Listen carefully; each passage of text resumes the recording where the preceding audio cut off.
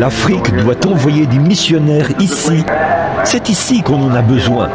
C'est pire ici que là-bas. Donc, combien sont contents et heureux que le Seigneur leur ait prêté vie une autre année. Nous voici qui arrivons au bout du chemin. Et nous prions Dieu de nous pardonner tous nos péchés et nos manquements.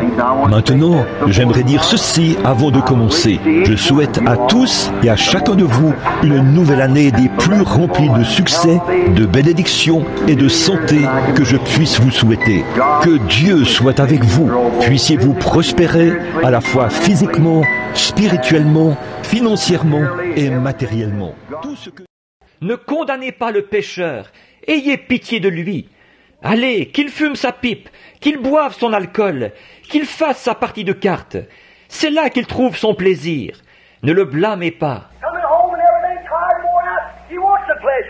Quand il rentre à la maison et tout, fatigué, épuisé, il veut avoir du plaisir.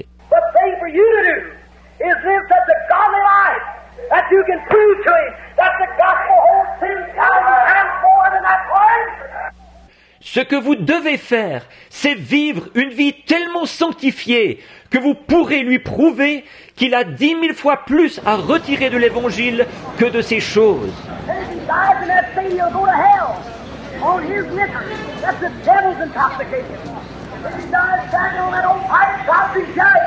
Et s'il meurt dans cet état-là, il ira en enfer avec son alcool. Ça, c'est l'intoxication du diable. Si, à l'heure de sa mort, il tire encore sur sa vieille pipe, Dieu est son juge.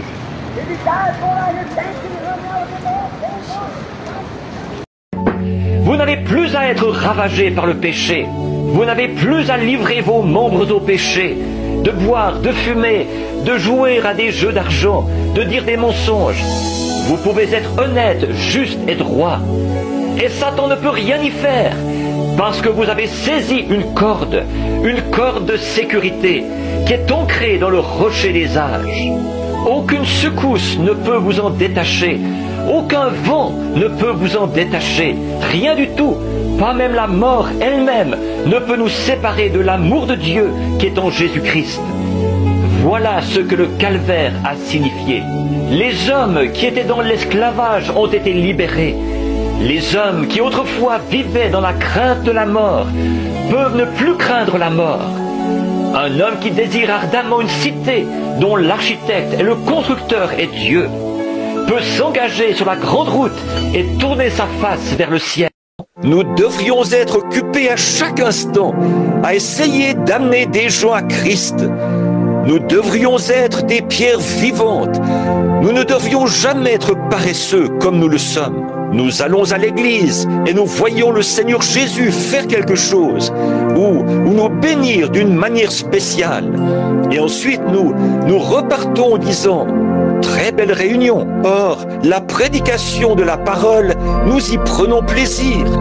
Mais ce n'est pas ça l'essentiel. Ce n'est pas ça.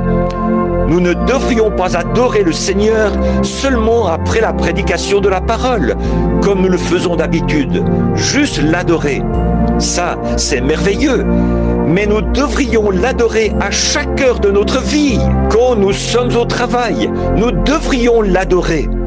Chaque fois que l'occasion se présente, adorez le Seigneur en témoignant de lui. Vous, les femmes, si vous voyez, certaines d'entre vous, si vous voyez une femme qui agit mal, adorez le Seigneur en la prenant à part et en disant « Sœur, il y a une vie meilleure que celle-là. » Vous, les hommes, à votre travail, quand vous entendez un homme qui emploie le nom du Seigneur en vain, saisissez l'occasion de le prendre à part discrètement. Prenez-le par la main et dites-lui « il y a une vie meilleure que celle-là. Tu ne devrais pas employer ces mots-là. » Et dites-le lui avec douceur et gentillesse. Toutes ces choses sont une forme d'adoration. Et quand nous voyons quelqu'un qui est malade et le médecin qui déclare qu'il n'y a plus rien à faire, nous devrions adorer le Seigneur en disant à ces gens « Il y a un Dieu du ciel qui exauce les prières. »